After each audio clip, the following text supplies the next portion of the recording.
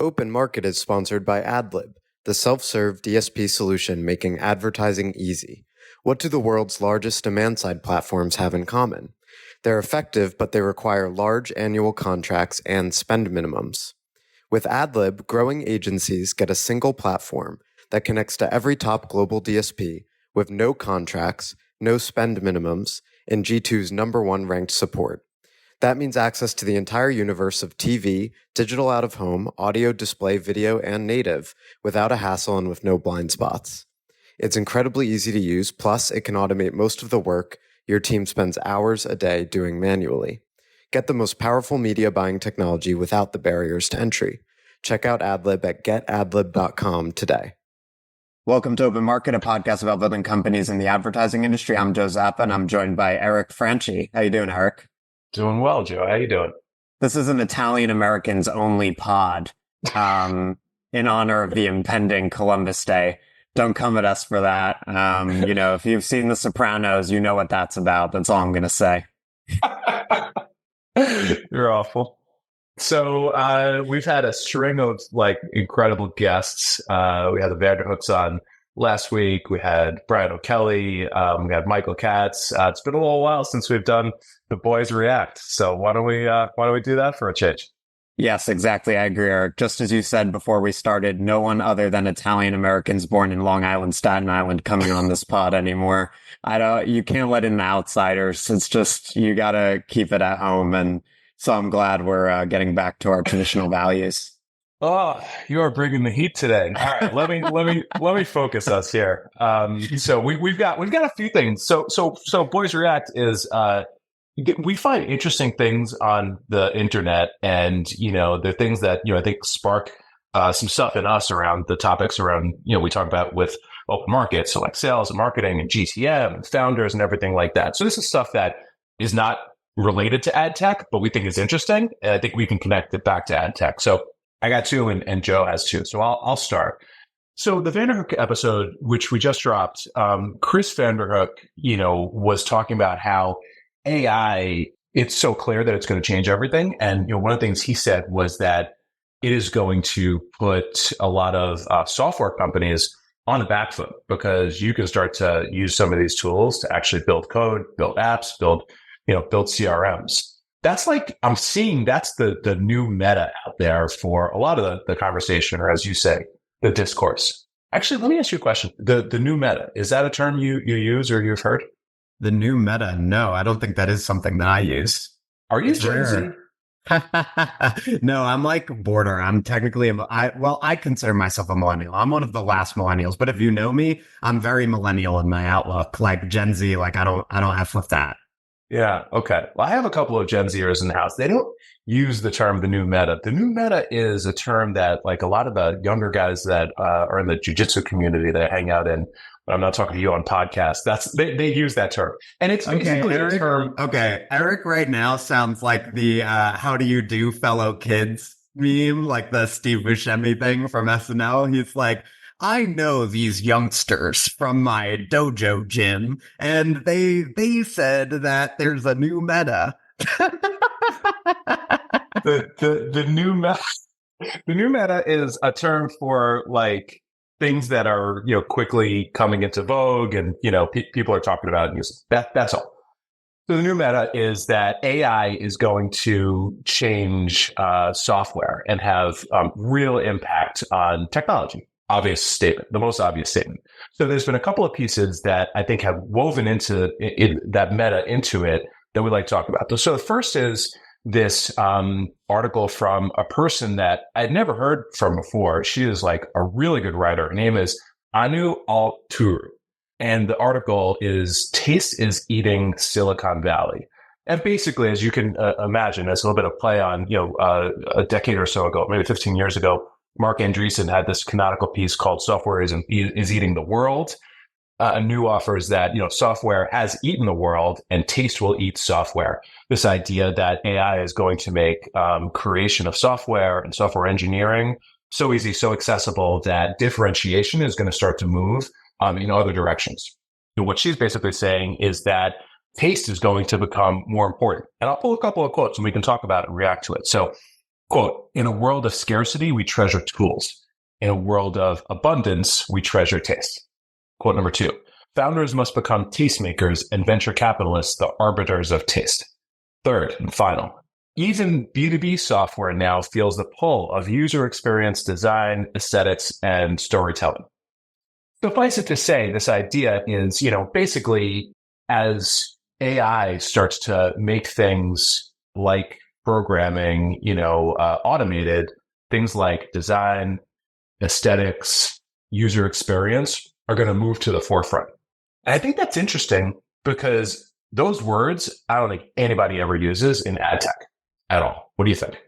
Yeah, well, like any would-be thought leader, I obviously love this because it just supports my pre-existing worldview. So I think this is an extremely important trend of which everyone should be aware. But no, it's true, right? So Ari did a newsletter railing against the use of the term commodities for companies that are undifferentiated. So sorry, Ari, but I use it all the time. And it's like all we're trying to say is that there are a lot of ad tech companies that are nearly carbon copies of their competitors, or they literally are, or at least they're viewed by that way by the rest of the industry and by their customers. If you are commoditized, if you're undifferentiated, then what do you win on? You can't win on, or it's very hard to win on tech if people don't perceive a difference in the technology. Even if your engineers could explain to you, oh, where there's this little thing that makes us different from them, and, so on and so forth. So how do you win in those sorts of undifferentiated markets? One word for it, as this person is proposing, would be taste. Or like we often call it vibes, right? In this sort of cheeky, half joking way, but it's true. It's like, it's reputation. It's the way you're presenting yourself in the market. Are you galvanizing people? Are you creating a community around your approach to your business? These are the sort of things that are important in those undifferentiated markets. And it's just one way of just saying it is not like marketing and design and sales become more important. Yeah, I think that's great. And obviously important to everybody that listens to this. I heard Chamath Palihapitiya say this the other day because he was talking about the impact of AI and jobs and how everything is going to shift.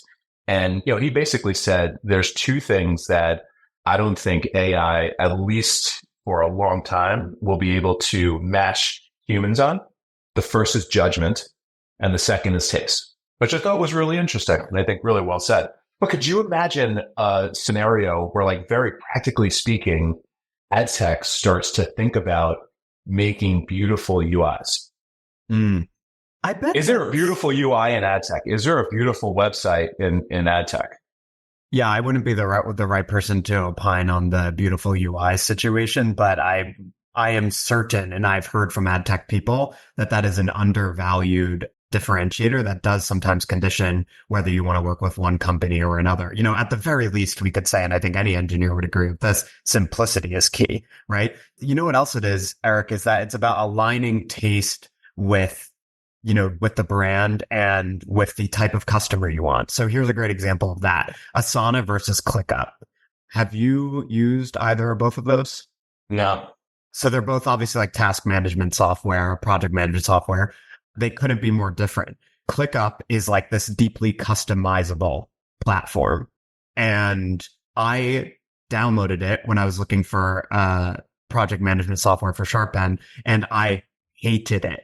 Like, I've rarely used software that I was repulsed by the design of it because it was freaking complicated, in the point of it. And it might not be complicated to someone who's an engineer or whose brain works that way or who likes complicated interfaces. But for someone like me, where it's I'm an ideas guy, I'm a writer, I'm not a technologist.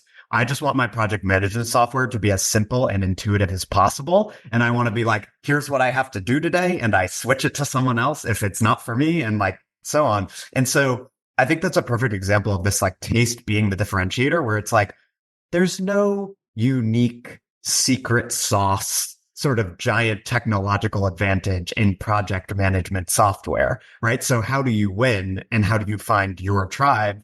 It's about taste. It's about feel. It's about the technology being intuitive to a specific customer base. And I think the challenge there for companies, and this applies to ad tech too, is just figuring out who is that customer you want to go after and how do you align the taste and the feel of your software with their taste.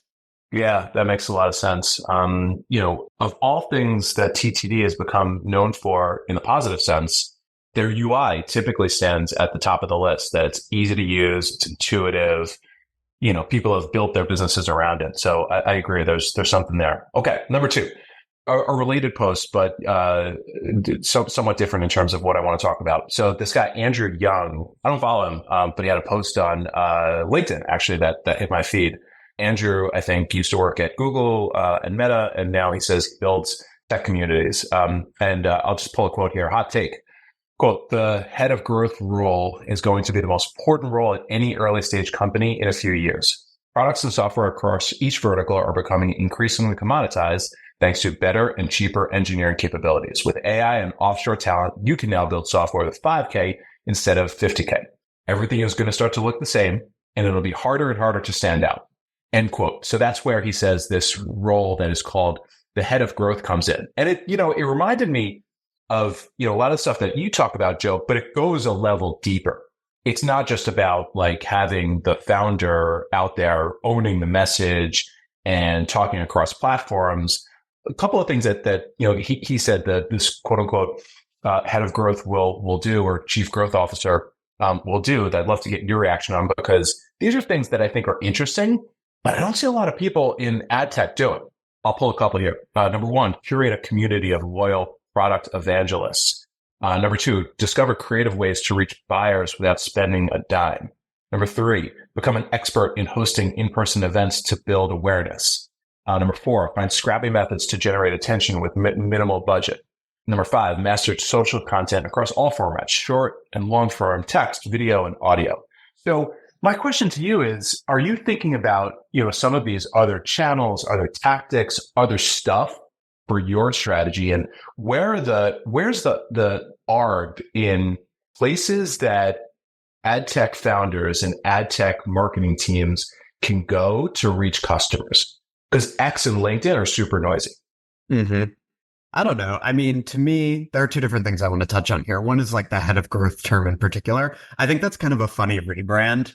There are people who really believe in this, and they're like, growth is something different from marketing. And I think that's true for companies like Facebook. Like I read, one of the, I'm sure many books about Facebook, and they talked about the, founding of the growth team, which became super influential in Silicon Valley. And like, if it's product led growth, that's really like a very different thing, right? That is about like engineering and like viral loops and like all this stuff that is sort of outside of, or at best like overlaps with marketing. But like everything you just described to me, it's just marketing, right? It's like creating a community around the brand, building an audience, which is just organic, like doesn't necessarily require any paid advertising spend, mastering social content, influence, all of that stuff is just the stuff that I think like we talk about all the time. So, marketing, growth, call it whatever you want. The point is that yes, it's true, as per the conversation about the taste thing, when you have commoditized products, which AI is going to make even more of a common thing, you are not going to win as much on technical brilliance or innovation.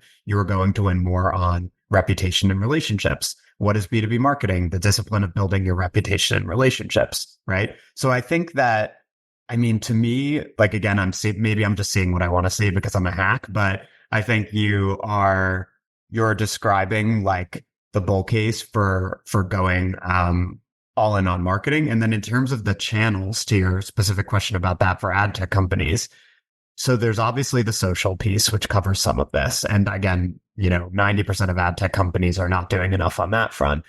Curating a community of loyal product evangelists is quite interesting. I do think you can partially do that through social. I think what you tend to find is that the people who are good at social, they end up essentially creating a community around them. Ari is a great example of that, right? And he ended up building a media company on the back of it. But it's like, people really like Ari. They think he has good takes. They think he's funny. They enjoy consuming his content. And I would say there is an organic community of people in the industry who just like talk about him and his takes, like even when he's not in the room, right? So that's an example of like building a brand around community. And obviously that can drive commercial results if people are talking about you more often, therefore boosting awareness and like driving credibility in the market.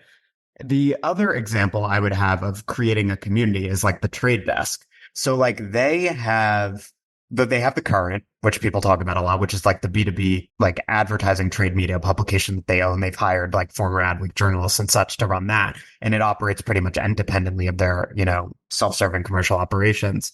So there's that. But they also have like the resource desk and like all of these, the Edge Academy, I think. Like they have a very extensive set of resources, and they've made themselves one of the best destinations just to learn about how to do digital advertising. And people spending all of that time in your ecosystem of resources and content, learning about digital advertising, is going to turn them into power users of the trade desk and evangelists for the brand. So that's another approach to building that community. Yeah, that makes a ton of sense. And I think you're right. I think that head of growth, these are all marketing tactics.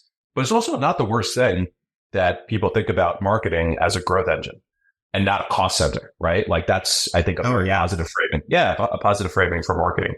I still don't, my question is still unanswered. And maybe that's where there's real, sort of like which is, fine. That lots of companies doing education, lots of companies are doing like in-person events, companies are building media. What are companies not doing that, is the next place to, really explore some sort of, first to market marketing initiative? I don't know. Maybe people can chat at us on the internet. Let us know. Well, it's an interesting question. I appreciate you like insisting on it. I guess the question is essentially like, is there a distribution opportunity that most people aren't taking advantage of? But like my prior on it, honestly, in ad tech, my prior on it is that it's not a question of like new ground. It's a question of like the common ground that most people are not taking advantage of. Like, I don't know. Are you make like wringing maximum value out of Twitter and LinkedIn? Are you wringing maximum value out of bespoke and in-person events that are not just like going to Prog.io and getting a booth, but like doing your own dinners or doing a one day, once a year event around the term with which you want to associate your business? Like I think the tools are not necessarily new. It's just a matter of taking advantage of them. Well said. Okay. What you got, Joe? Did you see the MrBeast memo? I did. Did you read it? I did. I read the whole thing. I read the entire thing.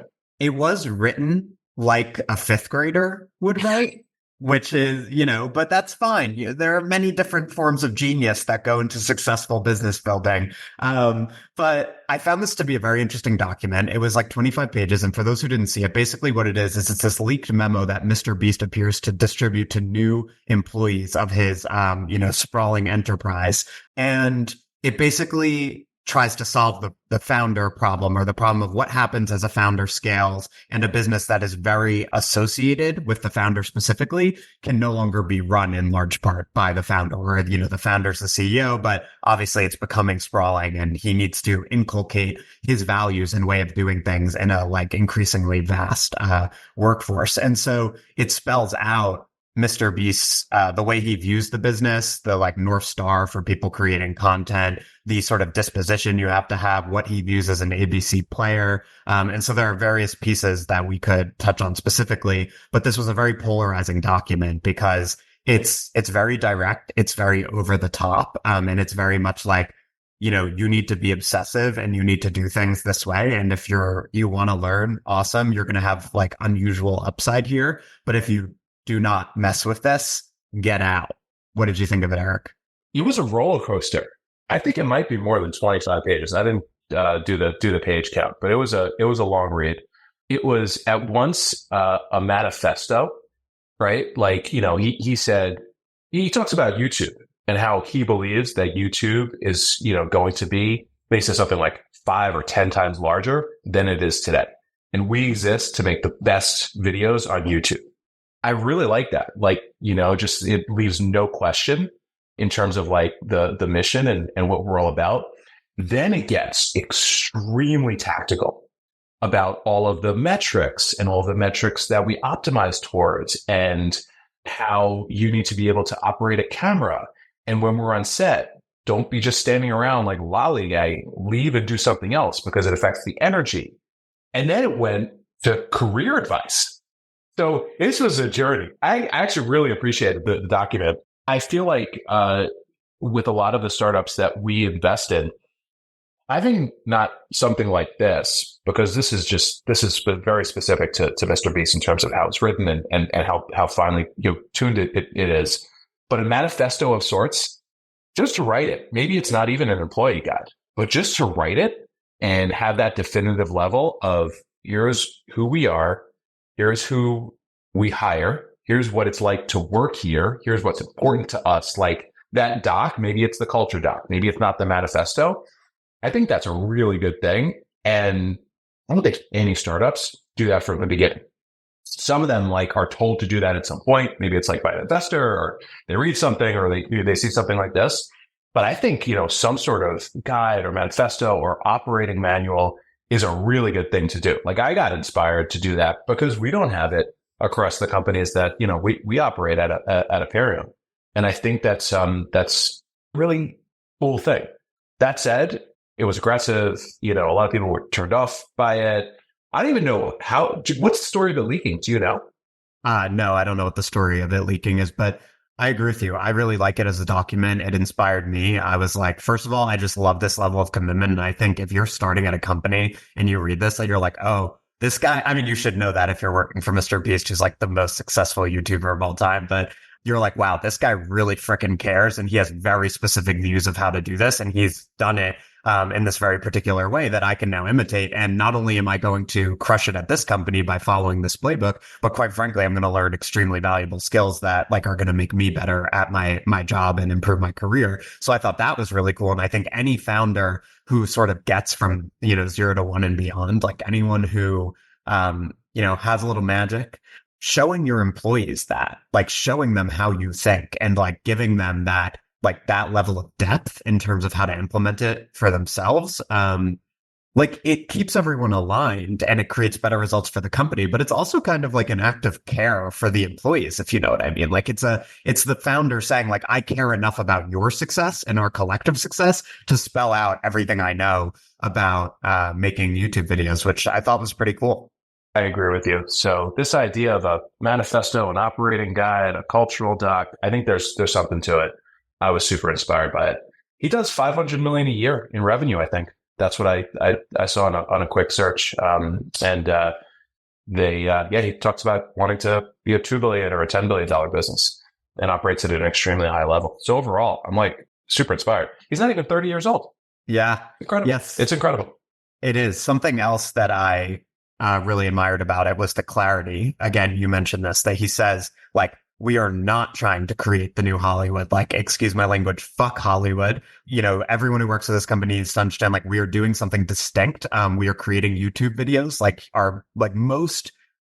If you handed over MrBeast company to the average, like, media CEO, I am certain that 9 out of 10 would be like, the first thing we need to do is like expand to other platforms and like just create like a general like conglomerate, media and entertainment company. So I think it's even if they ultimately do end up doing that, I think it's very interesting that he has the clarity for now of saying like, we do one thing, and that is create amazing YouTube videos. And I think just having that North Star for the entire company is super valuable. And again, just something that all of us could afford to learn. Because I bet most companies, if you went around and asked people like, what's our North Star? I mean, 25% of people would maybe say the same thing, and that would be the highest ranked answer. So yeah, it's super valuable. Okay. The last thing is the Zuckerberg acquired interview, which I think was, as we're recording this, it was released this week. So by the time you hear this, a week or two before. And Acquired, for those who don't know, is a like extremely successful business podcast that has, it actually started with two guys, at least one of whom I think has a background in venture capital, who would do like these 4-hour deep dives on companies. And it would just be the two of them. And they would basically read everything that had ever been written about the company and then like tell the company's story in their own words. But now they're doing more and more interviews with founders because they're so big that they can get a name like Zuckerberg. And so Zuck went on to talk about, the state of Meta and the journey and all of that. And there were a few elements of the interview that I thought were super interesting. The first was he actually starts the interview, and it's funny because it's in that kind of like when you're starting and you're kind of just tossing things out, but he makes a joke about how they're not apologizing anymore, which I thought was like awesome and striking because obviously Facebook from 2016 to maybe, I think, the past couple of years. I've sensed the shift in the last year or so, but basically from, let's say, 2016 to like 2022, 2023, it felt like they were on a never ending apology tour where like they were getting kicked by both the left and the right for their content moderation policies. And they're clearly like striking a different tone in their comms. Like it feels more relaxed. It feels like they're proud of what they do. And the way Zuck put it later in the interview is they're essentially not giving oxygen anymore to bad faith critics. Like there was a time where they would just like kowtow to anyone who was criticizing them. And they've now realized like a lot of people just don't like us. They don't like big businesses. They don't like technology. Those are bad faith critics. And we're not going to shift our comms to appease them. And then when we actually do F up, we will decide that and we will apologize. But we sort of protect the brand and protect our focus by remaining proud of what we do and figuring out what we actually should apologize for, which is not nearly as many things as we initially thought. What do you think of that? I think we have a difference in what we remember. And I agree that was a lean-in moment. I heard, I'm not apologizing anymore. And that was my biggest takeaway. Somebody can go and rewind and correct us on the internet, and one of us will be embarrassed, but it's okay. Joe, I've observed Zuck his entire career. I realized this when I was listening to this, and this was a different Zuck. This was a Zuck that has been through a lot, and he is like very purposefully re-architected his whole persona over the course of the past few years. He just used to wear like t-shirts and I don't know, jeans, and he was super impressive, but he was always tense and always like, he had a reputation for being somewhat robotic. Now he's like grown his hair out. He wears a chain.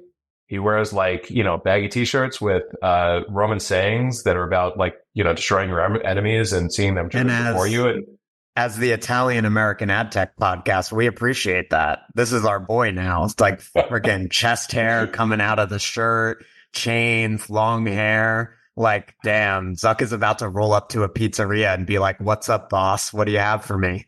And he's also, a deco billionaire. And he's just grown up in so many ways. It's so impressive to me.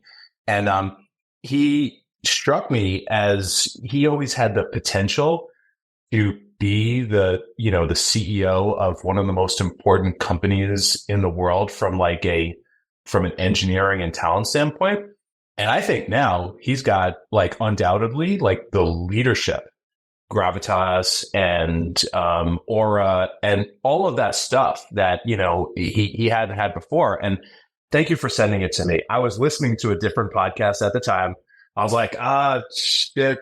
I got to prep for tomorrow. And I listened to it this morning and it was excellent. He talked about all the things that they went through in terms of the mistakes that they made with mobile that led to, the 50% haircut after their IPO, the whole, the issues with respect to them, being pointed at for their role in, the political tension in the US and in the world. And then, his philosophies around open versus closed source and how Meta believes their main competitor, maybe their only competitor, is Apple. And, this week we're recording this, like they just came out with the AR glasses, like they're going after it. And, looks like he's like competing with Tim Cook head on for now and into the future. So again, it was super impressive and just, I think a great example of like executive and personal growth. And I just like admire what we've seen from him so much. Nobody's perfect, obviously, but it was really impressive, man. Yeah, I take your point about the I versus we in terms of the apologizing. I think that's related to another point where I have the exact quote. And he said, "We're not going to run away from the Facebook brand when talking about the decision to shift to Meta." And I thought that was super interesting. And there's a lot of wisdom in there for other companies, because what happens with, and we see this with ad tech companies, is like they go through, if they stick around long enough, they go through multiple iterations and the industry might move. So wherever it is where they start out initially, like we've seen this with privacy, right? There were companies that maybe did something that's seen as like not super privacy safe, like they were DMP or like a data company. And then the winds shifted and we became a more privacy oriented industry. And then things get weird because what sometimes happens is in trying to adapt to the times, they throw out the initial brand and they almost like forget what built their business in the first place. And like the message coming from the Facebook example is don't do that. Zuck is right. Like, don't run from the brand and the business that got you a business in the first place because the tides have shifted around you. Like, what you want to do when you're updating a brand for a changing market is to synthesize what has historically made the company great with where the industry is heading and what your customers need. But you don't want to just copy a challenger that came up in a different era or toss off your existing advantages because they are your advantages. You're probably bigger than that challenger company. So don't throw away the edge. Yeah. And in the case of Zuck and a lot of what he's been through, don't be afraid to talk about, mistakes that you've made and challenges that you've encountered as a company, because every company goes through it and it becomes part of your story. So I thought it was really good. And I think it's interesting how he's landed on the name Meta. And, obviously that it was, because of the bet on the metaverse. But, it's a pretty broad term, right? I think meta is Greek for like above or over, like the German Uber.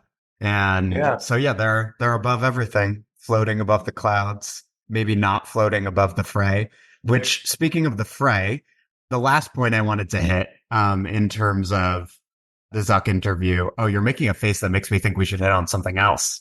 Oh, no, okay. First off, we had four things to talk about. I get nervous when there's when there's one more thing from you. I know, like I'm about to just get hazed.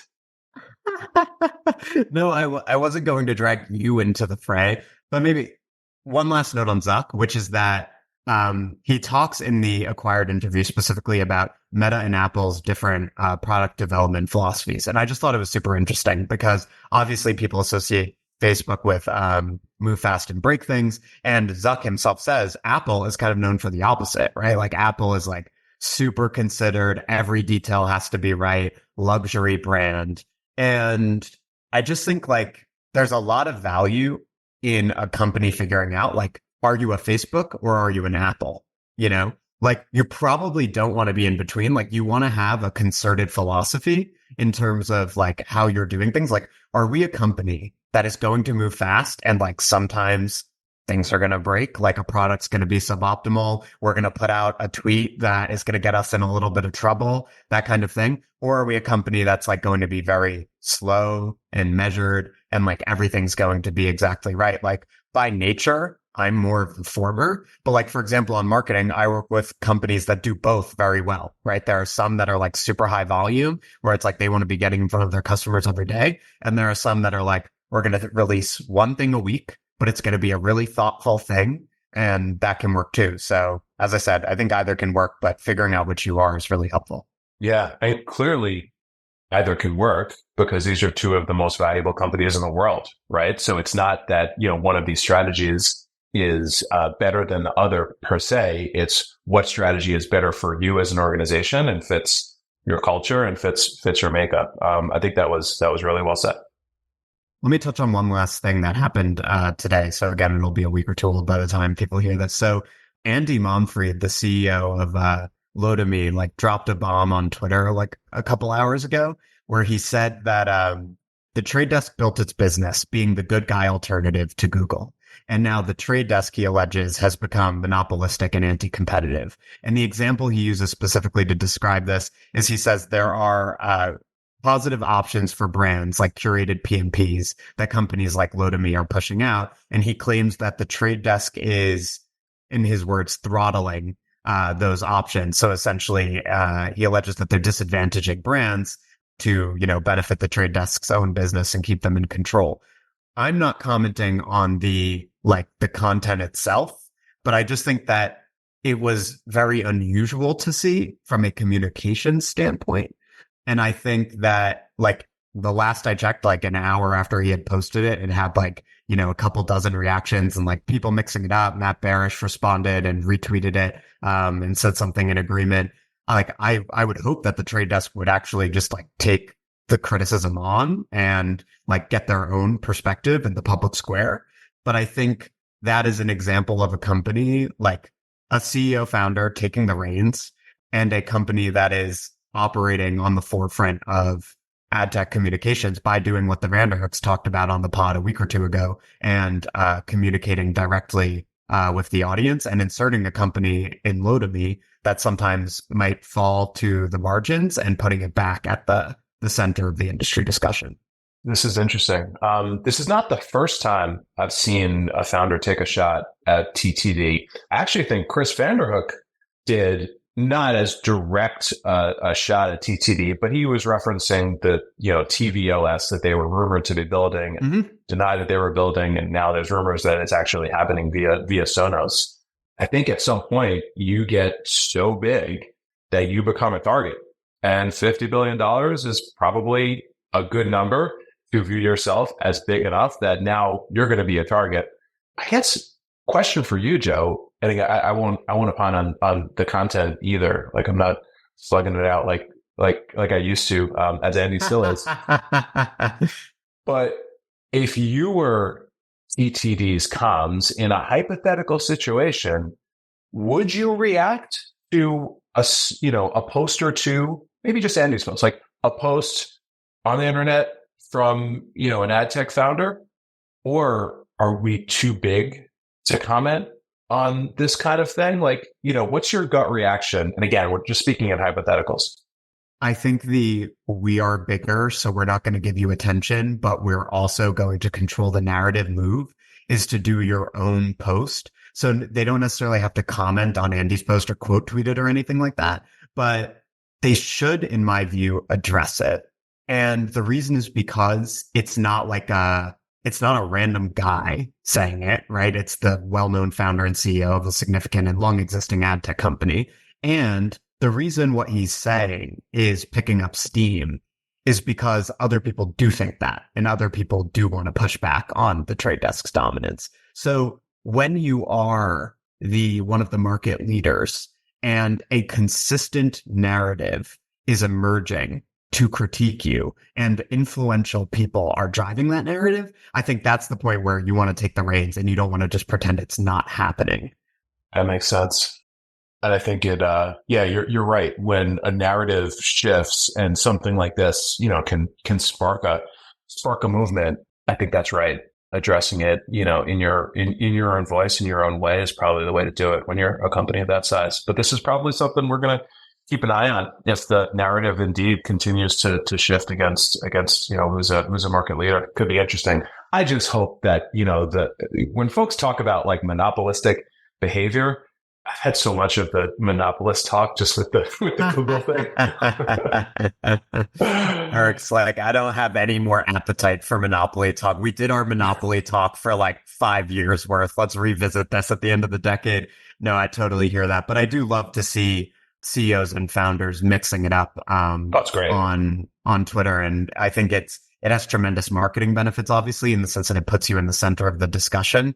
And like, look, people love conflict. That's why the media also loves conflict. Like, it's what people click on and read on and send to their friends.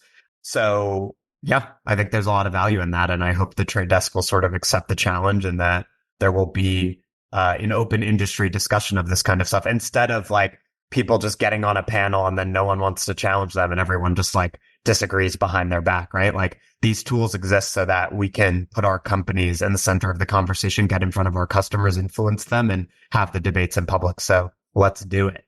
Yeah, that's a good point. We were talking about Andy and we're talking about Lotame as a result of one post. So the playbook works. This has been fun. Yeah. Thanks a lot, Eric. I know you're getting ready for Columbus Day. You're donning your Italian American pride wear. You're about to like run around Staten Island in a Mario costume, picking up trash and eating pizza or whatever you guys do over there. So I'm happy for you. And thanks all our listeners for tuning in again. It's me, Joe.